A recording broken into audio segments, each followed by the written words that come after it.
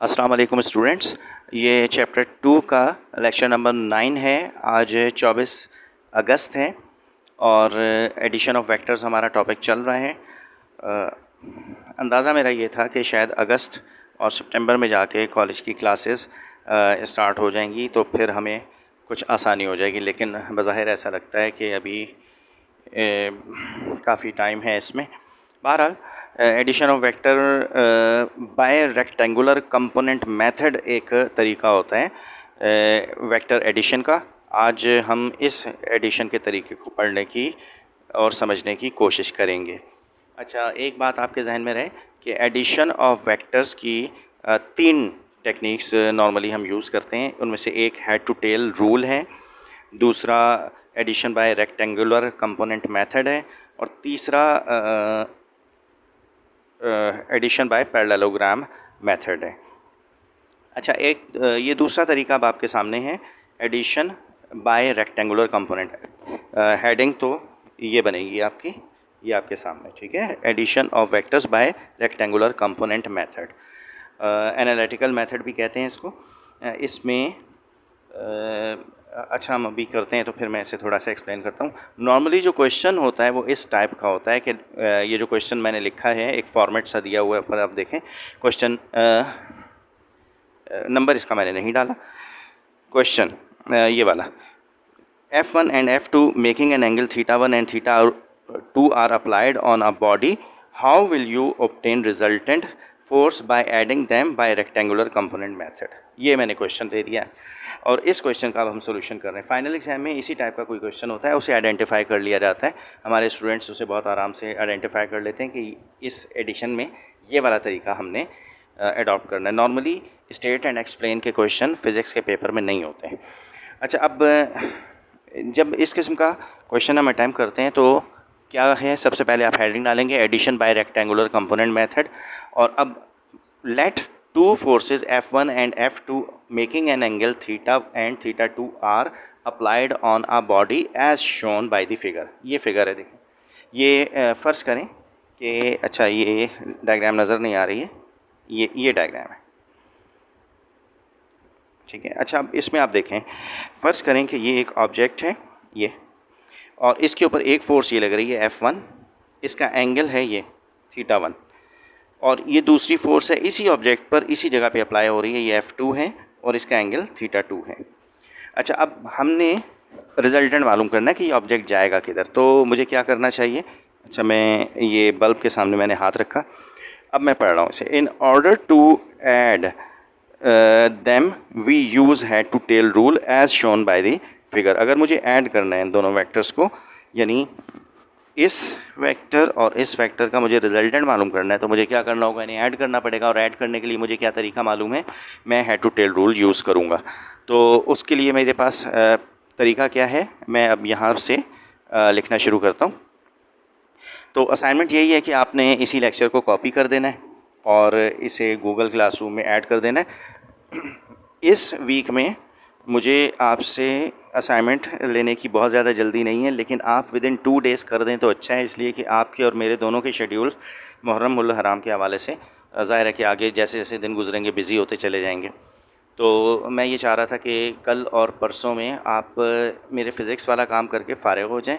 मैं इनकी करेक्शन आशूरा के बाद करूँगा, क्योंकि मेरे पास फ़ुर्सत तभी होगी, मैं शायद 12 मुहर्रम से आपके असाइनमेंट चेक कर पाऊँ, ठीक है। तो इन बिटवीन आपको परेशानी की ज़रूरत नहीं है, लेकिन ऑन टाइम आप सबमिट कर देंगे तो गूगल क्लासरूम में जो शेड्यूल होता है उसमें जो लेट वर्क सबमिट होता है उस पर लेट लिखा हुआ आ रहा होता है, फिर मुझे 1 नंबर माइनस करना पड़ जाएगा।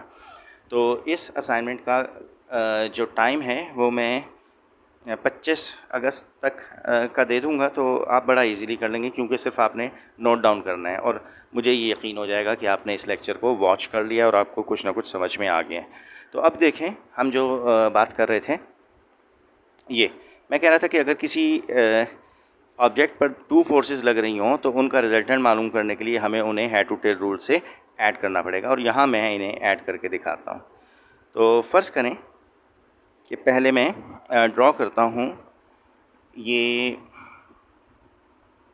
एक्स एक्सिस और वाई एक्सिस, ये रेफरेंस एक्सिस। तो सबसे पहले मैं क्या करूँगा कि पहला वेक्टर इस पर ये यहाँ F1 है, इसे पहले मैं यहाँ प्लॉट कर दूँगा इस जगह पर। ठीक है, तो मैं यहाँ प्लॉट करता हूँ ये इस जगह पर। तो ये देखें, पहले ये वेक्टर आ गया F1, फ़र्ज़ कर लें कि ये वही है। अच्छा, अब आप जब इसे ड्रॉ कर रहे होंगे तो आप पेंसिल से बड़ी नीट एंड क्लीन सी डायग्राम बनाएंगे। ठीक है, इसमें एक्स एक्सिस और वाई एक्सिस आपने ड्रॉ करना है, ये वाली एक्स एक्सिस और ये वाली वाई एक्सिस आपने ड्रॉ करनी है। यहाँ एक्स लिखना है, यहाँ ओ लिखना है, यहाँ वाई लिखना है। इस वेक्टर का नाम हमने रख दिया F1। अच्छा, ये हाँ, ये नज़र आ रहा है आपको, और इस जगह पर मैं लिखूँगा θ1। ठीक है, आप डायग्राम थोड़ी बड़ी बनाएंगे, नीट एंड क्लीन बनाएंगे, इसमें बहुत सारी लेबलिंग होती है, और आप चाहें तो एक वेक्टर किसी एक कलर पेंसिल से और दूसरा वेक्टर किसी दूसरी कलर पेंसिल से बना सकते हैं ताकि आपको बाद में आसानी हो। अच्छा, हेड टू टेल रूल से ऐड करने के लिए एक वेक्टर तो आपने प्लॉट कर दिया है, अब दूसरे वेक्टर को इसके हेड से आपने प्लॉट करना है। दूसरे वेक्टर को प्लॉट करने के लिए मैं क्या करता हूँ, यहाँ से अच्छा, मैं विजन आपका ब्लॉक करता हूँ यहाँ पे, जब सामने आता हूँ तो आपको नज़र नहीं आता है। बहरहाल ये मैं एक लाइन, फ़र्ज़ी लाइन, इमेजिनरी लाइन यहाँ मैं ड्रॉ कर रहा हूँ, और ये हमारा एक किस्म का एक्स एक्सिस है। ठीक है, जैसा ये एक्सिस नीचे बना हुआ है, एक एक्सिस यहाँ बना हुआ है, और यहाँ से मैं एक फ़र्ज़ी सा वाई एक्सिस ये मैंने ड्रॉ कर। ठीक है, अच्छा, अब मैं दूसरा वेक्टर पहले वेक्टर के हेड से होता है। अब ये जो वेक्टर है आपके पास, यहाँ देखें, ये जो वेक्टर F2 है, ये वाला, इसे मैंने ड्रॉ करना है इस जगह पर। ठीक है, और मुझे कहाँ से शुरू करना है, उसके हेड से। तो मैं हेड से ज्वाइन करूँगा ये,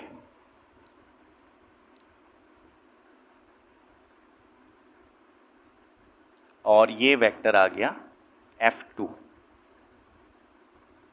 ठीक है, और F2, और ये इसका एंगल θ2। मेरे पास यहाँ थोड़ा सा गैप नज़र आ रहा है, लेकिन आपने पेंसिल स्केल जब यूज़ करना है तो कोई गैप बीच में नहीं होना चाहिए। अच्छा, अब ये दो वेक्टर्स हैं, अगर मैं आपसे ये पूछूं कि इनका रिज़ल्टेंट क्या होगा, तो रिज़ल्टेंट क्या होगा, यहाँ से लेके और यहाँ तक। ठीक है, अच्छा, ये जो मैंने लेबल्स बनाए थे, अब वो ज़ाहिर है कि इस लाइन के नीचे आ गए, छुप गए थोड़े से, तो मैं उन्हें दोबारा से बेहतर करके साफ़ करके लिख देता हूँ। ये है F1 और यहाँ है F2। F2 ये वाला वेक्टर है, ये वाला, और F1 ये वाला वेक्टर, और ये जो मैंने बनाया ये क्या बन गया, ये है रिज़ल्टेंट वेक्टर इन दोनों का। अच्छा, हेड टू टेल रूल में ये होता है कि जब आप एक वेक्टर के हेड पर दूसरे का टेल रखते हैं और फर्स्ट वेक्टर के टेल को लास्ट वेक्टर के हेड से ज्वाइन करते हैं, तो फिर इसे स्केल से मेजर कर लेते हैं कि इसकी लेंथ कितनी है, और इस स्केल से मेजर करने के बाद आप इसका रिज़ल्टेंट ऑब्टेन कर लेते हैं, मालूम कर लेते हैं। लेकिन एनालिटिकल मेथड में स्केल यूज़ नहीं कर सकते आप। एनालिटिकल मेथड में आप मैथमेटिकल कैलकुलेशन या मैथमेटिकल फार्मूला यूज़ करना होता है आपने। तो अब मैं क्या करता हूँ, अगर मैं इस आर वेक्टर को देखूं, ये कहाँ तक है, इस जगह तक है, देखें आर वेक्टर यहाँ से लेके और यहाँ तक है। यहाँ से मैं अगर एक परपेंडिकुलर ड्रॉ करूँ, ये, अच्छा, अब ये पता नहीं सीधा आ रहा है या नहीं आ रहा है, ये ठीक है। अब मैं बाकी की लाइनें इधर से गायब करूँ, अगर ये देखें, तो अब ये जो दो वेक्टर्स हैं बीच के F1 और F2, एक लम्हे के लिए आप इन्हें भूल जाएं और ज़रा बड़ी ट्रायंगल को देखें। ये R1, ये R, ये और ये बड़ी ट्रायंगल, इसमें यहाँ से लेके यहाँ तक ये क्या चीज़ है,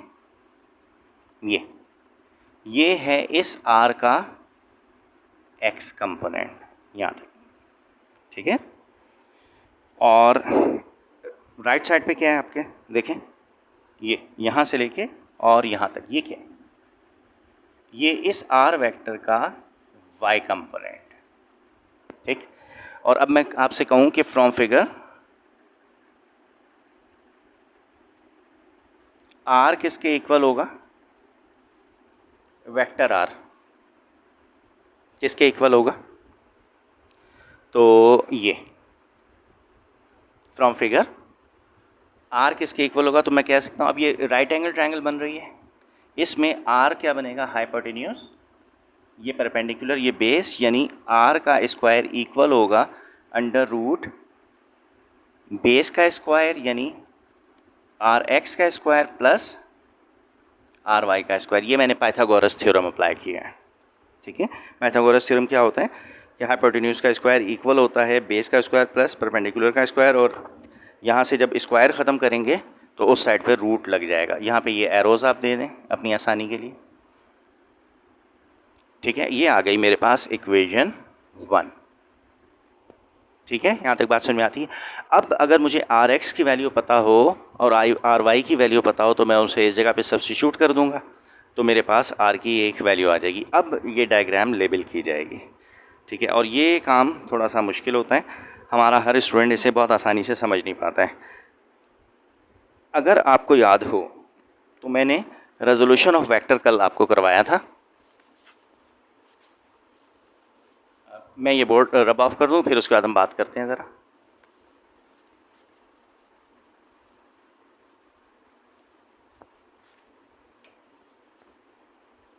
अच्छा मुझे बताएं, जब आप रेजोल्यूशन ऑफ वेक्टर करते हैं तो अच्छा मैं पहले आपको थोड़ा सा एक्सप्लेन कर दूं, फिर हम वापस इस डायग्राम की तरफ आते हैं। जब हम रेजोल्यूशन ऑफ वेक्टर करते हैं तो ये वेक्टर होता है एफ, ये थीटा, इस वाले कंपोनेंट को आप क्या कहते हैं एफ वाई, और इस वाले कंपोनेंट को यहाँ से लेके यहाँ तक इसको क्या कहते हैं आप एफ एक्स। अच्छा, एफ एक्स किसके इक्वल होता है एफ कॉस ऑफ थीटा, और एफ वाई किसके इक्वल होता है एफ साइन ऑफ थीटा। अब फ़र्ज़ करो कि यहाँ मैं 1 लगा दूँ तो मुझे इन सब में क्या चेंज करना पड़ेगा। यहाँ अगर ये f1 हो तो ये फिर एफ वाई नहीं रहेगा, f1y हो जाएगा, और फिर ये भी f साइन थीटा नहीं रहेगा, f1 साइन ऑफ थीटा हो जाएगा, क्योंकि यहाँ 1 लगा हुआ है तो सबके साथ मुझे 1 लगाना पड़ेगा। ऐसे यहाँ पे fx की जगह क्या आ जाएगा f1x, और इस f की जगह भी f1 कॉस ऑफ थीटा आ जाएगा। और अगर यहाँ थीटा के साथ 1 लगा दूँ मैं, ये 1, तो मुझे कहाँ कहाँ चेंज करना पड़ेगा, इस थीटा के साथ 1 लगाना पड़ेगा, इस कॉस के साथ 1 लगाना पड़ेगा। ठीक है, तो कंपोनेंट्स की वैल्यूज़ चेंज हो जाएंगी। तो इसलिए अब राइट साइड पे आएँ ज़रा। अब आप देखें f1, ये जो वेक्टर आपके सामने है, ये इसका ये क्या चीज़ है, ये यहाँ से लेके यहाँ तक, ये आप गौर करें तो इस f का f1 x है, f1 का x कंपोनेंट है, और ये क्या चीज़ है यहाँ से लेके यहाँ तक, ये है इस वेक्टर f का y कंपोनेंट। ठीक, अच्छा अब मैं ज़रा डायग्राम को देखूं तो जितना ये कंपोनेंट है उतना ही ये है, तो मैं f1y यहाँ लिखा है तो मैं यहाँ भी f1y लिख सकता हूँ। ये जितना ही लेंथ ये है उतनी ही ये है। ठीक, अच्छा अब आए ज़रा ऊपर वाले वेक्टर पे f2 पर। ये वेक्टर f2 है। अच्छा ये नज़र आ रहा है, यानी एक मिनट मैं देख लूँ ज़रा। जी नज़र तो आ रहा है ये, और मैं शायद जूम कर लूँ तो आपको क्लियर नज़र आए। ये देखिएगा। अच्छा मैं बात कर रहा हूँ f2 की। ठीक है, तो आराम से देखिएगा इसे।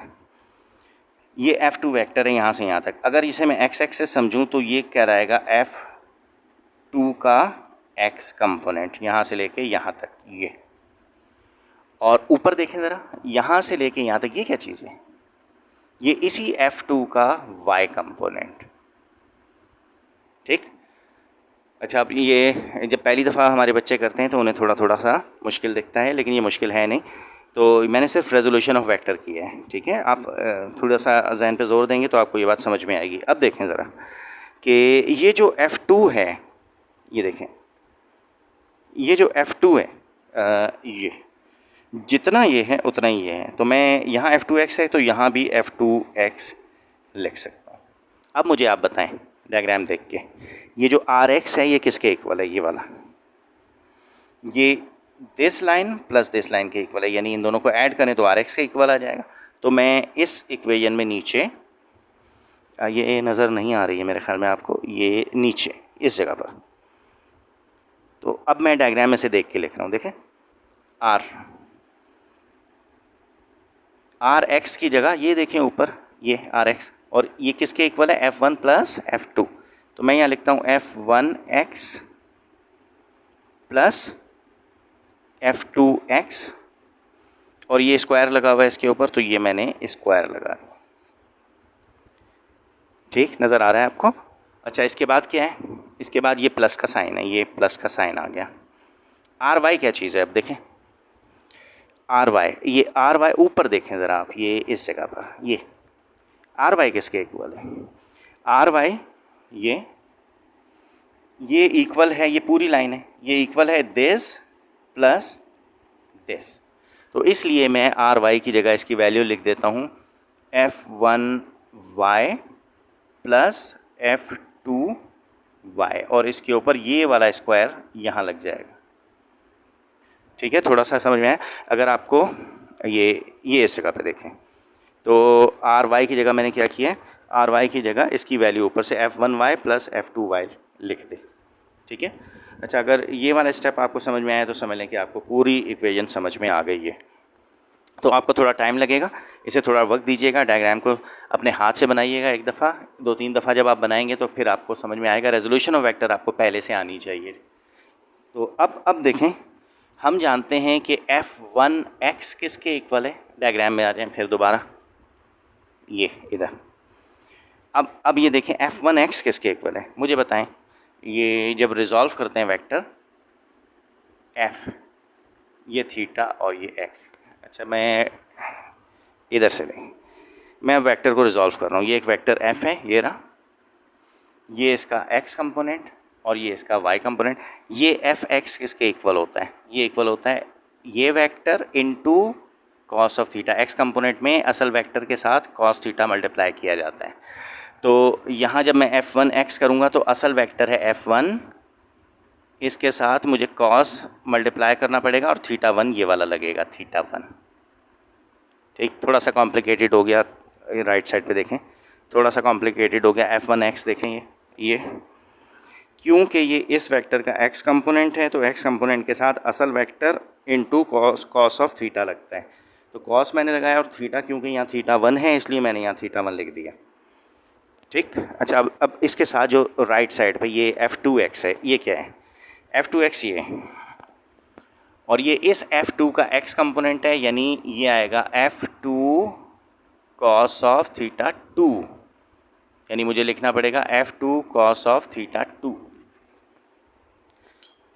अच्छा, अब बहुत कॉम्प्लिकेटेड और गंभीर डायग्राम होती जा रही है, लेकिन वो फार्मूले बेसिकली हम पहले से पढ़ चुके हैं। तो अब देखें, मैं लिख सकता हूँ, यहाँ मैं लिखता हूँ इस जगह पर, और क्या लिख रहा हूँ कि फ्रॉम फिगर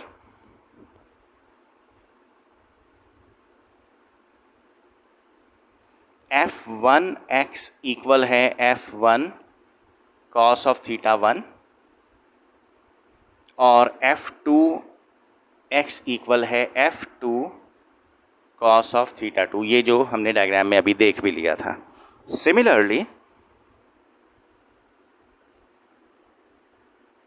f2y, अच्छा f1y किसके इक्वल होगा, f1 असल vector into sine of theta 1। ठीक है, y की जगह आपको पता है कि साइन लग जाता है, और f2y किसके इक्वल होगा, f2 साइन ऑफ थीटा 2। ये y की जगह मैंने साइन लगा दिया, और थीटा तो जो इसका एंगल है डायग्राम से देख के मैं वो लिख दूंगा। अच्छा, अब ये सारी वैल्यूज़ कहाँ जाएंगी, देखें ये सारी वैल्यूज़, f1x की वैल्यू, f2x की वैल्यू, f1y की वैल्यू, f2y की वैल्यू, ये कहाँ जाएंगी, ये यहाँ देखें आप नीचे, ये जो इक्वेशन आपने लिखी है ये वाली, तो इसमें f1x की वैल्यू, f2x की वैल्यू, f1y की वैल्यू, f2y की वैल्यू आपने लिखनी है। तो आप यहाँ पे लिख देते हैं, ये इक्वेशन 2 इसका नाम दे दें। तो अब आप लिखें यहाँ पर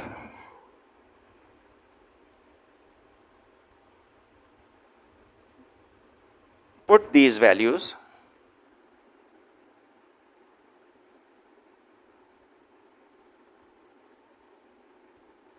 in equation 2। इक्वेशन 2 में वैल्यूज़ रख दें, तो ये मेरे पास इक्वेशन आ जाएगी। f1x की जगह जब इसकी वैल्यू रखेंगे ये, तो ये आएगा f1 cos of theta 1 plus, अच्छा ये देखें, मैं इस जगह पे वैल्यूज़ रख रहा हूँ। f1 की वैल्यू देखें मैंने क्या रखी है, f1 कॉस ऑफ थीटा 1। इसके बाद क्या रखना है, प्लस, ये प्लस f2x की वैल्यू लिखनी है। तो f2x की वैल्यू क्या है वो देखें ऊपर, ये f2x की वैल्यू है f2 cos ऑफ थीटा 2। तो ये मैं इस जगह लिखूँगा f2 cos ऑफ थीटा 2 और ब्रैकेट लगा के, अब आप यहाँ देखें f1x और f2x के बाद ब्रैकेट बंद है और उसके ऊपर क्या लगा हुआ है, ये स्क्वायर लगा हुआ है।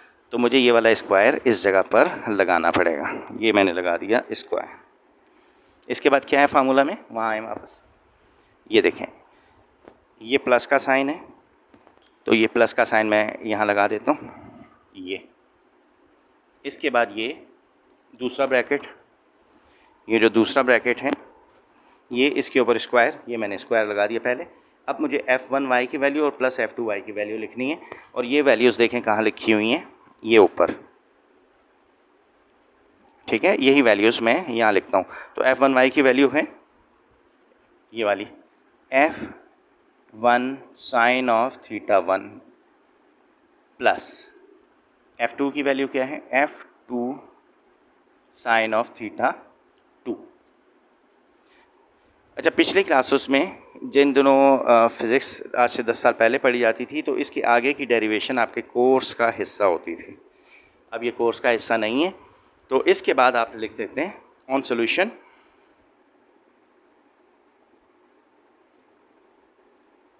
We get. अच्छा, मैं कर सकता हूँ लेकिन टाइम बहुत लग जाता है और फ़ायदा इसका कुछ नहीं है, क्योंकि अब ये आपके ना नोट्स में दी जाती है और ना बुक में दी हुई है। बुक में भी आप देखेंगे तो इसके बाद बस फाइनल रिजल्ट दे दिया उन्होंने।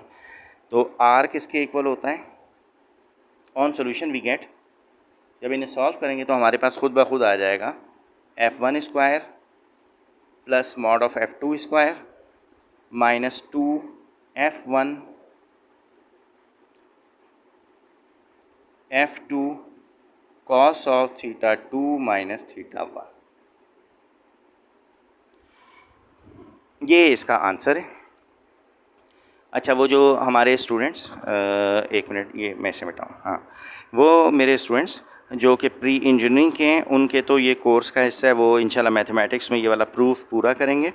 और जो फिज़िक्स वाले स्टूडेंट्स हैं, बस वो ये याद कर लें कि इसके बाद ये वाला स्टेप लिखना होता है। ये एनालिटिकल मेथड है किसी वेक्टर का रिजल्टेंट फाइंड आउट करने का, ठीक है। अच्छा, अब यहाँ देखें f1 वेक्टर का मॉड यहाँ आएगा, उसका स्क्वायर करेंगे, प्लस f2 वेक्टर का मॉड यहाँ आएगा, उसका स्क्वायर करेंगे, माइनस 2 फार्मूले का है, f1 f2 दोनों के मॉड को मल्टीप्लाई करेंगे, कॉस थीटा 2 में से थीटा 1 को माइनस करेंगे, कॉस की जो वैल्यू आएगी वो यहाँ रखेंगे, सबको मल्टीप्लाई एंड डिवाइड करके एडवाइड करके उसका रूट लेंगे तो हमें रिजल्टेंट वेक्टर पता चल जाएगा। ये तरीका है किसी भी एनालिटिकल तरीका है किसी भी वेक्टर का रिजल्टेंट मालूम करने का। अच्छा, यहाँ इस फार्मूले से तो रिजल्टेंट पता चल जाता है, इस इक्वेशन का नाम आप ए रख दें। और अब मैं मिटा रहा हूँ, इस वेक्टर आर की डायरेक्शन का तरीका क्या है। डायरेक्शन का मतलब होता है एंगल। तो अगर मैं ये देखें आपके सामने वापस इस डायग्राम को लेके आऊँ, अब आर वेक्टर का एंगल क्या है। अच्छा, मैं आर वेक्टर का एंगल समझाने के लिए इस सारे को मिटा देता हूँ बीच में से।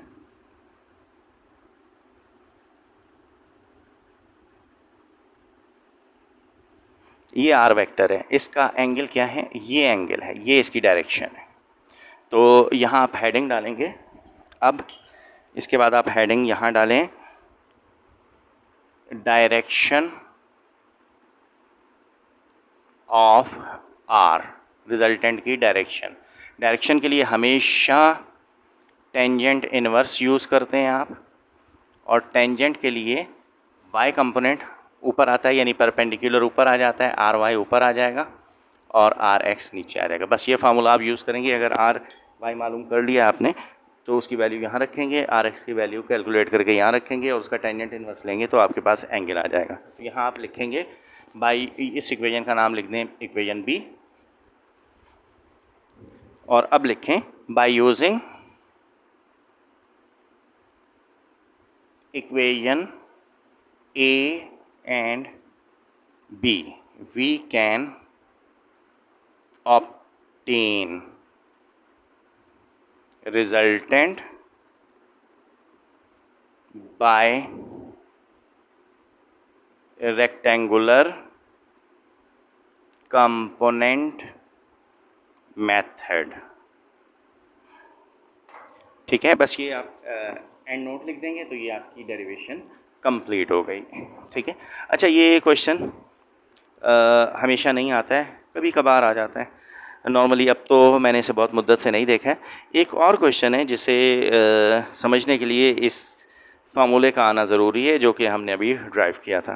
तो बेटा ये पूरी डेरिवेशन है, ये आपने मैं असाइनमेंट दे दूंगा उस पर गूगल क्लासरूम पे, फिर उस पर आप इसे सॉल्व करके लगा दीजिएगा और पेशेंटली आप वेट कीजिएगा, क्योंकि मैं इसे चेक करूंगा शायद 12 मुहर्रम या 13 मुहर्रम तक।